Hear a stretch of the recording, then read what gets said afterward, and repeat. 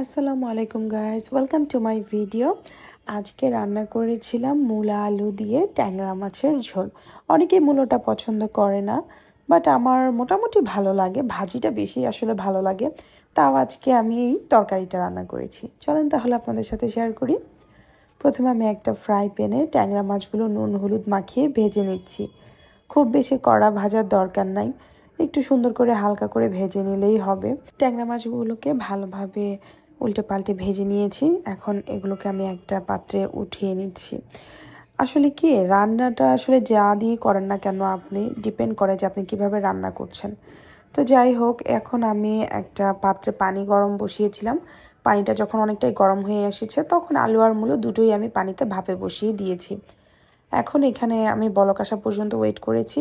খুব বেশি সময় আসলে লাগেনি বলক চলে আসার পর। এখন এগুলোকে আমি একটা পাত্রে ছেঁকে নিব। এরপর আমি এখানে একটা পাত্রে দিয়ে দিলাম পরিমাণ মতো তেল আর পেঁয়াজ। যেহেতু সবজির তরকারি খুব বেশি পেঁয়াজ ইউজ করার দরকার নেই, আমি এখানে একটা পেঁয়াজ কুচি নিয়েছি। এটাকে ভালো মতো ভেজে আদা রসুন বাটা দিয়েছি, তারপর দিয়েছি হলুদের গুঁড়ি, মরিচের গুঁড়ি, ধনিয়ার গুঁড়ি। ব্যাস এইটুকু মশলা দিয়ে আমি এটাকে একটু ভালোভাবে নাড়াচাড়া করে নিলাম। তারপর দিয়ে দিলাম অল্প একটু পানি, যাতে মশলাটা পুড়ে না যায়। এরপর দিয়ে দিচ্ছি আমি পরিমাণ মতো লবণ। দিয়ে মশলাটাকে আমি একটু ভালোভাবে অল্প একটু পানি দিয়ে কষিয়ে নেব। যখন মশলাটা কষে তেলটা উপরে উঠে আসবে তখন আমি এর মধ্যে দিয়ে দিব সেই সবজিগুলো। আপনার কষানো যত সুন্দর হবে ততই কিন্তু তরকারির টেস্ট বাড়বে, এটা সব সময় মনে রাখতে হবে। তারপর এখানে আমি সেই সবজিগুলো দিয়ে দিলাম। তারপর দিয়ে দিলাম এখানে একটা টমেটো কুচি। দেখতে কি সুন্দর লাগছে তাই না, সাদা লাল সবুজ। তারপরে এটাকে আমি একটু ভালোভাবে মশলার সাথে মিক্স করে নিচ্ছি। সবজিটা কষানোর সময় চেষ্টা করবেন যেন কষানোতে সবজিটা 80% সেদ্ধ হয়ে যায়।